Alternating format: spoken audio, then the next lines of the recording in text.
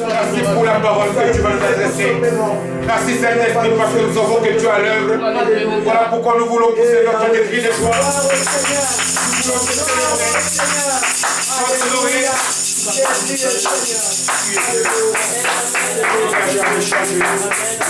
Gloire et louange à toi. Et c'est au nom de Yoshua, Hamashiach, que nous avons prié. Amen. Amen. Amen. Amen. Amen. Gloire à Dieu. Je ne peux pas m'empêcher d'abord de tout de vous dire à nous tous un grand bonjour, ceux qui sont ici présents comme ceux qui sont présents sur Zoom. Nous sommes dans la joie de nous retrouver, nous avons fait un bon voyage. Nous sommes rentrés ici chez nous depuis vendredi matin et par la grâce de Dieu, nous pouvons témoigner que ce soit notre voyage aller, que ce soit notre séjour à Kinshasa, que ce soit notre retour, tout s'est merveilleusement bien passé. Et nous disons vraiment merci à notre Seigneur. Qui a écouté les prières et qui a exaucé nos prières aussi. Vraiment que Dieu bénisse tous ceux qui ont prié pour ce voyage. Parce que ça n'était pas facile, vous savez, d'abord nous étions là pour, entre autres, parachever le deuil du docteur qui était parti. Et vous savez que ce genre de moments émotionnellement, parfois on ne sait pas comment cela va se passer. Mais par la grâce de Dieu, nous avons passé des bons moments. Dieu nous a donné la force, la famille nous a soutenus. Et nous tenons aussi à dire un grand coucou à tous nos frères, toutes nos sœurs du Congo, notamment notre frère Jean-Marie qui lui aujourd'hui fête son anniversaire. Il aurait souhaité que nous puissions être là, mais malheureusement nous reprenons le travail dans 2 jours, donc ça n'était pas possible. Mais nous allons fêter ensemble, parce que ce qui compte, ce n'est pas d'être là physiquement, mais c'est aussi de nous soutenir dans la prière. Amen. Amen. Vraiment que Dieu nous bénisse et qu'il nous fasse de bien et qu'il nous renouvelle encore les occasions pour aller au Congo. Et j'encourage ceux qui hésitent. Il n'y a pas mieux que d'être au Congo. Amen. Hein? Amen. Il n'y a pas mieux que quand tu es chez toi. Il n'y a pas mieux que lorsque tu... Malgré toutes les difficultés, mais je vous assure que ça fait du bien d'y être. Vraiment que Dieu nous fasse du bien et surtout nous sommes aussi dans la joie. Pourquoi? Parce que par rapport à tout ce qu'il a fait, tout ce qu'il a fait pour nous, notamment moi-même, notre famille, notre église, nos familles en Afrique, lorsque je suppliais... de cet esprit m'a révélé quelque chose de très important que nous allons partager aujourd'hui comme étant le thème de notre message. Nous sommes le 2e dimanche du 8e mois et Dieu nous donne un ordre, un commandement. Il nous dit, soyez bien positionnés. Amen. Soyez bien positionnés. Et quand je dis soyez, c'est parce qu'il nous parle en tant que groupe. Mais il parle aussi à chaque individu. Sois bien positionné. Amen. Vous savez, dans la vie, pour faire quoi que ce soit, et surtout réussir, il faut que tu puisses avoir la bonne position pour réussir la chose. Amen. Amen. Amen. Si tu veux dormir, j'ai vu comment nous avons souffert dans l'avion. Parce qu'il y a une bonne position pour bien dormir. Mais quel que soit le confort de l'avion, quel que soit tous les luxes qu'il y a dans l'avion, mais comme tu ne sais pas avoir la bonne position, tu as du mal à bien dormir. Amen. Tu peux être au travail pour faire quelque travail que ce soit. Tu veux tenir une pièce. Si tu n'es pas dans la bonne position, tu ne sauras pas bien travailler. Et cela est valable dans tous les domaines de la vie. Et nous pouvons même aller plus loin pour le prendre en métaphore. Cela vaut par exemple pour nos familles. Une famille qui n'a pas la bonne position aura beaucoup de problèmes. Cela vaut pour la santé. Parce que nous allons comprendre le sens du mot, c'est bien se positionner. Bien se mettre. Avoir, comment dirais-je, une posture qui fait que tu puisses réussir ce que tu es en train d'entreprendre. Vous savez, Je viens de témoigner ici tout à l'heure que Dieu nous a soutenus. Dieu nous a aidés à passer un agréable ce jour au Congo. Mais j'ai compris que c'est parce que nous étions dans la bonne position, une position telle que Dieu puisse le faire. Amen. Jérémie dit dans le livre de Lamentation, chapitre 3e, verset 22e, il dit quoi? Les bontés de Dieu ne sont pas encore à leur terme. C'est-à-dire qu'elles ne sont pas encore finies. Même les compassions que nous avons de la part du Seigneur ne sont pas encore épuisées. Il nous les renouvelle chaque matin. Mais tu sais, quelqu'un chaque matin peut se tenir avec un cadeau à te donner. Mais si tu n'as pas la bonne position, le cadeau risque de tomber. Amen. Et nous avons compris que si nous voulons réussir, si nous voulons réussir dans la vie de tous les jours, notre vie physique, nous voulons réussir dans nos églises, nous voulons réussir au travail, nous voulons réussir dans tout ce que nous faisons, la toute première chose, c'est de savoir si nous avons la bonne position par rapport à ce que nous voulons avoir ou par rapport à ce que nous voulons faire. Et c'est ça qui manque à beaucoup de gens. J'ai déjà utilisé lors d'autres messages cette image. Quelqu'un qui veut voir le soleil et qui se positionne en dessous d'un toit, il verra tout sauf le soleil. Et Dieu est omniprésent, c'est-à-dire que Dieu, sa présence, est partout en même temps. En même temps qu'il est avec nous ici, il est partout ailleurs. Mais sa présence devient manifeste que par rapport à ceux qui se sont bien positionnés spirituellement pour pouvoir constater cette position. Que ça soit dans les études et dans tout le domaine. Donc, ces commandements, Dieu nous les donne pour qu'ils soient non seulement un commandement qui va nous guider notre marche dans la vie de tous les jours comme la marche spirituelle, non seulement durant tous ces mois d'août, mais jusqu'à la fin de l'année. Amen. Amen. Beaucoup on se pose des questions. Beaucoup dans nos cœurs, nous nous posons des tas de questions par rapport à nos attentes formulées en début de cette année. Le début de l'année passée, à peine on venait de fêter la bonne année. Paf, confinement, paf, Covid. Prière, retraite. Et puis on s'est dit, peut-être que ça ira en 2021. Mais là, nous sommes au 8e mois. Les gens se posent la question. Voilà pourquoi Dieu nous pose cette question. Est-ce que nous sommes bien positionnés pour pouvoir sortir des rêves? Des gens ont commencé avec des problèmes au début de l'année. Et il nous reste quelques mois. Les problèmes demeurent. Et pourtant, la provision est là. Je dis, on peut avoir la provision. On peut avoir tous les outils pour bien travailler. Mais si on n'a pas la bonne position, on ne fait pas bien du travail. Amen. Voilà pourquoi je vais nous demander, avant toute chose, de tourner nos Bibles dans l'évangile selon Saint Marc. Saint Marc, frère Jean-Marc, c'est l'évangile de Tonomo. C'est le second évangile. Évangile selon Saint Marc au 6e chapitre. Nous allons lire encore l'épisode des grands miracles que Jésus a opérés pendant qu'il était sur cette terre. L'évangile selon Saint Marc, nous lisons au chapitre 6e, je l'ai dit, et nous pouvons lire à partir du verset 32e. J'ai la parole de Dieu de Jésus. Marcus, chapitre 6, vers 36. J'ai la parole de Dieu de Jésus. Ils partirent, c'est Jésus, ses disciples et toute la foule qui était venue tout autour de lui. Ils partirent donc dans une barque, parce qu'ils étaient de l'autre côté. Vous vous souvenez du côté où ils étaient, où quand il a fini le miracle, il a dit, allez, partez, et puis le lac où Pierre a marché sur les eaux, c'est ça. Pour aller à l'écart, dans un lieu désert. Beaucoup de gens les virent, c'est-à-dire Jésus et ses disciples. Et ils s'en allèrent et les reconnurent.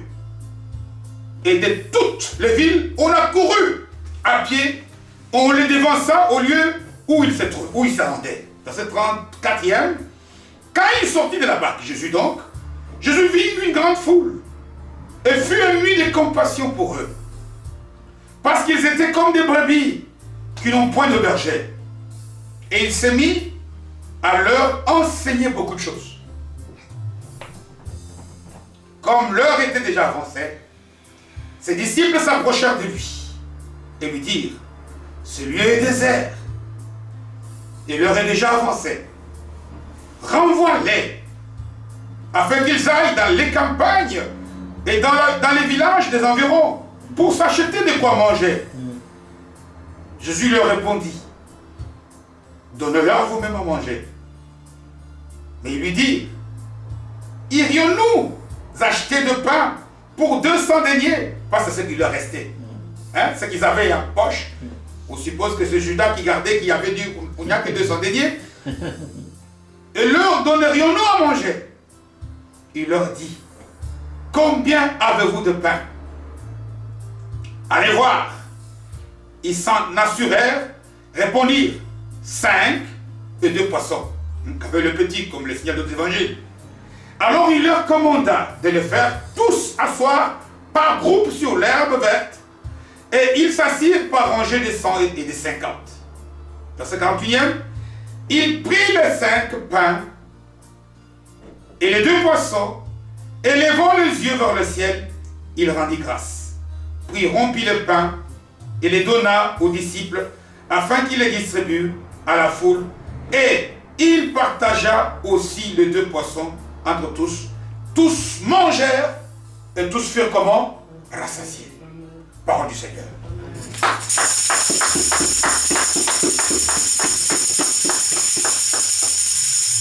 Je tiens ici à signaler que nous avons affaire ici à un des miracles le plus connu, le miracle que le Seigneur a accompli pendant son séjour dans la chair sur cette terre. Je dis l'un des plus connus, le plus populaire, pourquoi? Parce que c'est le seul, l'unique, qu'on sait retrouver dans tous les 4 évangiles. Jésus a fait beaucoup de choses. Jean signale à la fin de son évangile, il dit qu'il a fait beaucoup de miracles qui n'ont pas été signalés. De telle sorte que si on avait voulu, la Bible aurait des dimensions infinies. Mais il y en a qui ont été signalés, soit par Matthieu, soit par Luc, soit par Jean, soit par le 2, soit par 3. Ces miracles est l'un des miracles qui est cité dans tous les 3 évangiles, tous les 4 évangiles. Ça voudrait dire pourquoi? Ça voudrait dire tout simplement qu'il y a beaucoup de leçons pour toi, pour moi. Vous savez, quand il y a quelque chose, quelqu'un fait des choses, là où on insiste, là où on met du relief, c'est là où il faut vraiment s'attarder. Il n'y a pas de hasard. Il est écrit dans la parole de Dieu que tout passera, même pas un iota. C'est-à-dire que tous les messages écrits, comme la manière dont le Seigneur a permis que le Saint-Esprit, certaines choses reviennent dans la Bible, peuvent nous révéler leur importance. Pourquoi il n'y a que ces miracles qui est répété par Matthieu, par Marc, ici on vient de lire, par Luc et par Jean? Beaucoup de prédications ont été faites sur ces miracles. Beaucoup de leçons sont aussi attirées par rapport à ces miracles, où il y a des tas de choses. Où par exemple, nous voyons que je ne sais pas ce que toi tu as comme problème. Je dis ceci, on nous donne, Jésus nous donne ce que nous avons dans nos têtes. Si tu crois qu'il y a cette chose, toi tu ne l'auras jamais. C'est selon ta foi que Jésus agit. Amen. Hein? Parce que l'une des grandes leçons ici, c'est de nous montrer que ce qui est impossible aux hommes n'est pas impossible à Dieu. Amen. Parce que, regardez qu'il y a des tas de gens, de foules immenses, des gens qui ont suivi le Seigneur. Les seigneurs ont dit qu'il était d'un côté du lac. Il a traversé. Les gens l'ont poursuivi. On ne sait pas combien de temps il a fait de l'autre côté du lac. Ils ont pris des risques. On ne sait pas comment ils sont venus. C'est certainement qu'il y avait des gens qui occupaient ces côtés du lac. Mais peut-être qu'il y en a d'autres qui sont venus même par la nage. J'en sais rien. La Bible ne le dit pas. Il y a des foules énormes qui sont venues.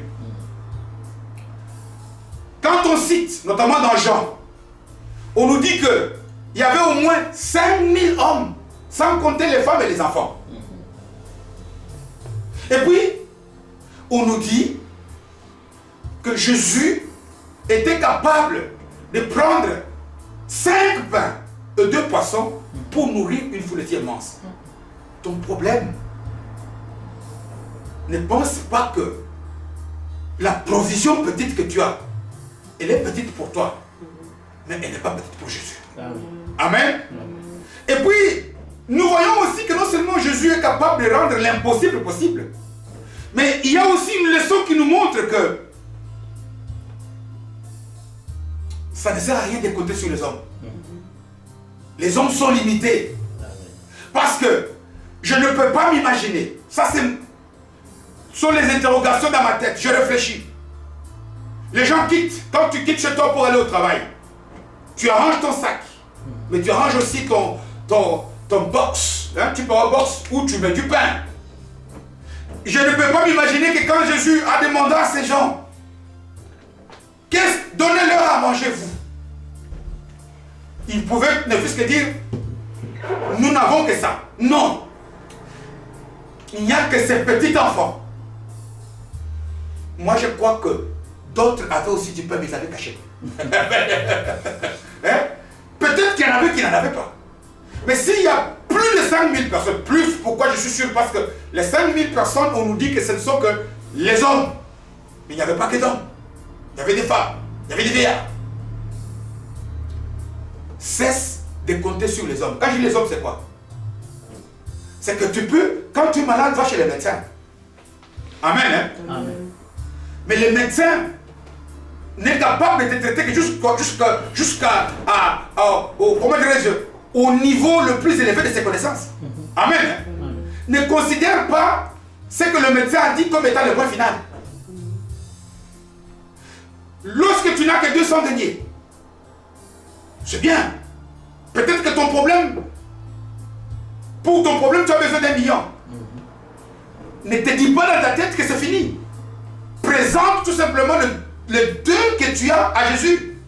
Et tu verras que lui est capable de rendre, non seulement apaiser ta faim, mais aussi rassasier les foules qui sont à côté. Il y a beaucoup de leçons comme ça. Il y a beaucoup de leçons, par exemple, entre autres leçons que j'avais notées ici, c'est que ce miracle est presque le seul dans la Bible où on regarde les miracles de Jésus, où il n'est pas question d'une guérison. Hein? Il a guéri des aveugles. Ici, il multiplie. Ici, c'est là où il se révèle auprès des humains comme étant, comme ce n'est pas un Dieu qui ajoute, qui additionne, ni qui retranche, ni qui divise. Jésus, lui, multiplie. Vous savez, multiplier, ça voudrait dire quoi, en des termes simples? C'est-à-dire que donner en abondance. Amen. Amen, hein? Quand quelqu'un a 2, il te donne, il ajoute 2, là, il a additionné. L'addition, ça, c'est ajouter. Mais voilà pourquoi même quand on parle de la transmission du virus, quand on parle on dit ça a une, comment dirais-je, une transmission exponentielle, c'est-à-dire que ça ne va pas en se multipliant. La multiplication de dons n'ajoute pas, elle donne l'abondance. Elle va au-delà. Et c'est ce que nous voyons dans ce texte. Jésus est là. Il y a des foules. Jésus voit les gens, il voit leurs soucis, il voit leurs difficultés. Et puis, ces gens ont passé beaucoup de temps avec le Seigneur. À tel point qu'il est signalé dans le texte que ses disciples viennent lui dire, mais maître, nous sommes ici dans un lieu désert. Vous savez, quand on parle du désert dans la Bible, le désert a l'image de la situation dans laquelle peut-être tu vis en ce moment. Amen. Le désert, c'est lorsque tu traverses des difficultés, la sécheresse. Lorsque tu t'attends de voir des choses. Et depuis maintenant 2 ans, nous traversons le désert. À tel point que, combien de fois parfois tu as adressé au Seigneur des prières semblables à ce que j'ai jamais. Seigneur, mais maintenant nous tendons vers la fin de 2021 encore. Je suis dans un désert, je suis perdu. Seigneur, j'ai attendu cela, j'ai fait des tas de choses. Mais tu m'as dit que 2020 est passé, 2021, maintenant il ne reste que quelques mois.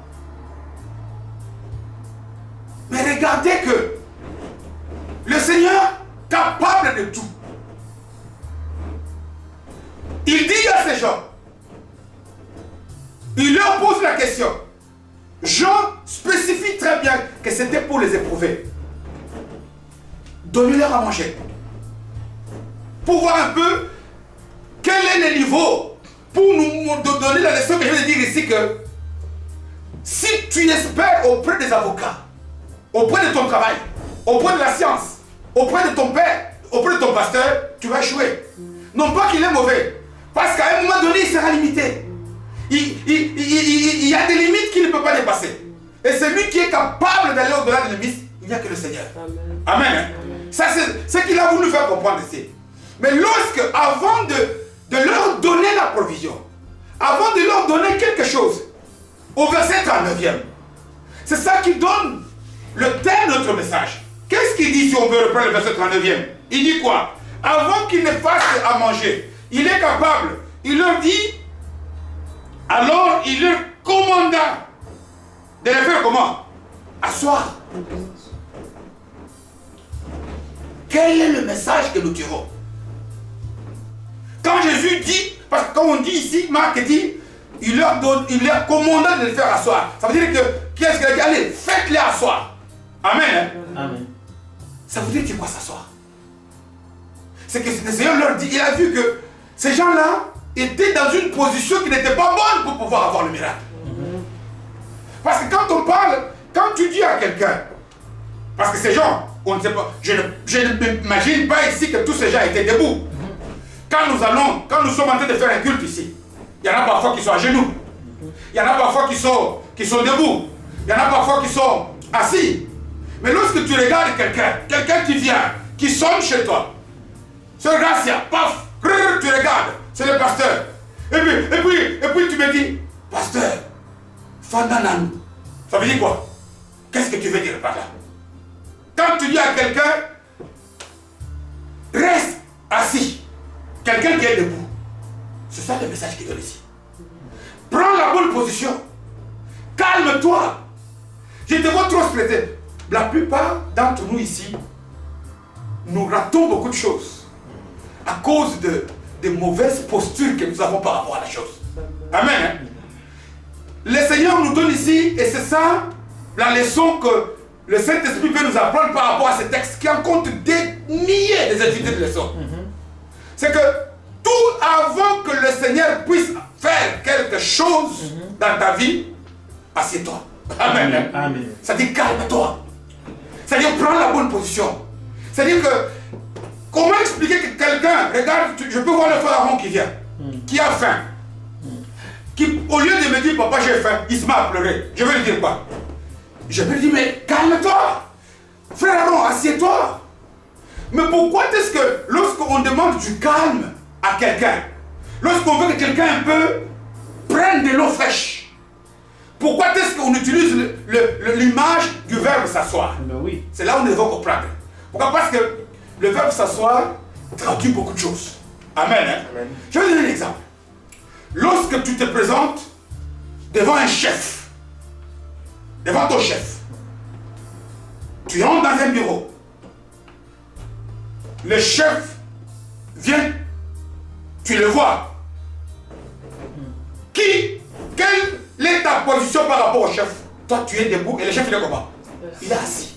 En d'autres termes, la position assise, c'est ça qui veut, quand les gens viennent dire, le chef c'est celui-là. Amen. Hein? En d'autres termes, il y a aussi, nous en tant qu'enfants de Dieu, nous sommes des chefs, nous sommes des patrons. Chaque fois qu'il y a une situation qui se prend devant nous, lorsqu'on vient, on doit être capable de voir que c'est celui-là qui est le chef. C'est ça être assis. Même si tu es debout, comprenez l'image, c'est très important. Être assis dans la vie physique, c'est la position d'autorité. Parce que lorsque nous sommes quelque part, c'est l'autorité suprême qui est assise Pourquoi? C'est ça qui va faire que lorsqu'on regarde, on dit le chef est là. Amen. En d'autres termes, nous aussi, ici, la première chose que nous devons tirer comme leçon ici, c'est que lorsque nous sommes devant des situations, lorsque quelqu'un rentre, être assis pour un chrétien, c'est être dans la position où lorsqu'on dit, on voit que c'est lui qui guide, c'est celui-là. C'est lui qui donne la direction, c'est celui-là. Beaucoup de gens, lorsqu'on se retrouve dans la situation, nous chrétiens, au lieu d'avoir l'autorité, parce que ceux qui peuvent avoir la solution, c'est nous, nous avons une position où nous sommes méconnus. Voilà pourquoi Jésus nous dit, dorénavant, nous devons bien nous positionner. C'est-à-dire que dorénavant, partout où nous passons, dans notre agir, réagir, lorsque nous sommes confondus dans la masse, on doit être capable de nous reconnaître que c'est lui qui a la solution, c'est lui. C'est lui qui peut indiquer le chemin, c'est lui. C'est ça, être assis et prendre cette position comme étant la position d'autorité. Amen, hein? Amen. Donc, ici, Jésus nous exhorte d'être les gens qui, lorsqu'il y a des problèmes, nous sommes les secours des autres. Lorsque les gens viennent, on ne doit pas nécessairement les dire. Parce que parfois, lorsqu'on voit le fauteuil du chef, il ne faut pas qu'il se présente. Lorsqu'on rentre, on dit le chef c'est lui. Il peut être jeune, mais rien que la manière, la posture qu'il prend quand il est assis, on dit non, il est peut-être jeune. Parfois ils disent, mais ici, dans cet endroit, le chef est jeune comme ça. Pourquoi? Parce qu'il est assis. Assis traduit avoir partout la position d'autorité. Parce que Jésus nous a élevés. Jésus nous a donné ce manteau-là de chef. Nous ne devons pas nous négliger. Nous ne devons pas passer comme cadet négligeable. Mais être assis aussi, lorsque nous allons par exemple visiter nos médecins, nos avocats. Nous nous présentons au guichet. Nous avons rendez-vous à 10 h. Lorsque tout est en ordre, on nous dit de prendre place où? Dans la salle d'attente. Être assis traduit aussi être patient. Chercher à manifester la patience. Jésus était devant des gens totalement dépassés. On dit qu'il a été ému de compassion. Parce qu'il a vu des gens qui avaient des problèmes. Tu sais, lorsque tu as des problèmes et que tu es dans beaucoup d'émotions, même tes prières, tu ne sauras pas prier. Amen. Même ta manière de faire des choses sera mauvaise. Ici, Jésus nous dit, dorénavant, nous sommes dans ces mois d'août. Nous allons jusque 1. Reconnaissons que nous avons le mandat pour ne pas échouer. Amen. Nous sommes appelés non seulement à être commandés, mais à commander. Amen. Et que cela soit connu de nous. Amen. Et connu des autres. Amen. Et que partout, même si tu parais petit, si tu as Christ, tu as l'autorité suprême. Amen. Deuxièmement, nous devons chercher à sortir de l'émotionnel, boire de l'eau, nous calmer, être patient, chercher à ne pensez pas que le fait de se précipiter nous pousse à avoir des choses. Non. Vous savez, l'essentiel, ce n'est pas de partir vite, en précipitation, mais c'est de partir à temps et de partir à son temps. Beaucoup de choses que nous faisons échouent parce que nous n'attendons pas. Parfois, notre manque, notre impatience nous pousse parfois à l'incrédulité, à douter de Dieu, à douter de ce qu'il est capable de faire. Amen. Alors que lorsque nous allons chez des médecins et qu'ils nous disent d'attendre, quand parfois on se dit quoi? On se dit que même si on te dit qu'il ferme à 12 h, n'est-ce pas? Mais si tu avais déjà été admis dans la salle d'attente et qu'il est 12h05, tu dis que quoi? Il va me recevoir parce que je suis déjà dedans. Amen. Amen, hein? Amen. Lorsque nous venons à Christ, c'est que nous avons accédé déjà dans la salle d'attente. C'est qu'il nous a déjà accepté. Amen. Ce qui compte, ce n'est pas le temps qui passe. Ce qui compte, c'est que ton temps arrive. Amen. Pourquoi? Parce que chaque personne a son temps. Amen. Voilà pourquoi il nous dit, reste assis. Calme-toi. Ton temps va arriver. Amen. Maintenant, c'est peut-être celui qui était là. Ne cherche pas à aller. Lorsque tu cherches à prendre la place de l'autre, tu risques d'échouer. Amen. Amen, hein? Amen. Et lorsqu'aussi, nous parlons d'être assis, qui traduit la patience, qui traduit le calme. Mais vous savez, la position assise traduit aussi la position d'une personne qui est stable, la position de stabilité. lorsque tu veux dormir et que tu te tiens debout, tu risques de tomber. Hein? Amen. En d'autres termes, Dieu nous, non seulement il nous demande de manifester notre autorité, il nous demande d'être patient, mais il nous dit aussi de rester stable. Là, beaucoup de gens sont chrétiens un jour, païens l'autre. Chrétiens le matin, païens le soir. Ils sont instables, ils sont en dents de scie. Être stable, Jésus dit à ces gens, mais s'asseoir, rester calme, c'est rester calme en étant stable dans ta position, en étant dans une position de sécurité. Pourquoi? Parce que la position assise nous met dans la stabilité. On ne risque pas, même si on est fatigué, rien ne peut nous arriver. Et ça, je le dis, j'insiste beaucoup. Nous sommes passés, c'est que moi j'ai compris, du christianisme théorique. C'est bien beau de connaître des passages. Nous devons connaître des passages. Mais Dieu nous appelle, dans ces quelques mois qui nous séparent de la fin de cette année, Jésus nous appelle à une chose, à passer à une phase de la pratique. Une phase de chercher à, non seulement à connaître, oui, mais à vivre, à comprendre que moi je suis instable. Combien de fois parfois on se met nous-mêmes en insécurité parce qu'on est instable. Même si le temps passe, il n'y a rien qui puisse illustrer ce que je dis, que cet exemple lorsqu'on est chez le médecin. Sois patient. Même si il reste une seconde. Celui qui a fait la promesse, c'est comment? Est fidèle. Amen. Je n'ai jamais cessé de dire cela. Je n'ai jamais cessé de le répéter. Et Jésus te le répète. Nous voulons expérimenter encore de grandes choses. Frère Aaron, qui a l'examen de maths, assieds-toi, calme-toi. Prends confiance en toi. Prends la sécurité, c'est travailler. Crois que tu es capable. Parce que si dans ta tête tu penses que c'est fini, tu ne réussiras pas. Parce que rien n'est impossible à Jésus. Ce qui reste à être fait, c'est notre position. Nous sommes parfois impatients. Nous manquons de patience. Voilà pourquoi, à ceux qui manquent de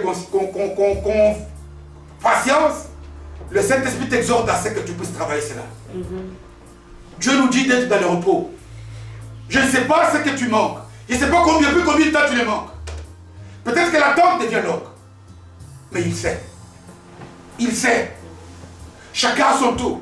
Lorsque nous allons chez le médecin, parfois tu peux t'appeler demain, qu'ils te disent, toi tu viens mardi. Tu vas vouloir lundi, s'il n'y a pas de place, il n'y a pas de place. Le plus important, ce n'est pas le jour où tu viens. C'est que lorsque tu viens côté les traitements qui terminent ton problème. Nous devons nous mettre au repos. Voilà pourquoi j'aime beaucoup ce psaume que nous connaissons qui dit, c'est lui qui demeure sous l'abri du Très-Haut. Et le verbe qui est utilisé, c'est quoi? Demeurer. Demeurer, non, je dis rester longtemps. Beaucoup de gens, parce que celui qui demeure sous l'abri du Très-Haut, alors c'est celui-là qui a le repos à l'ombre du Tout-Puissant. Il est tout-puissant, il est au repos parce que le Tout-Puissant, il peut tout vaincre. Amen. Hein? Amen. Sortons de la position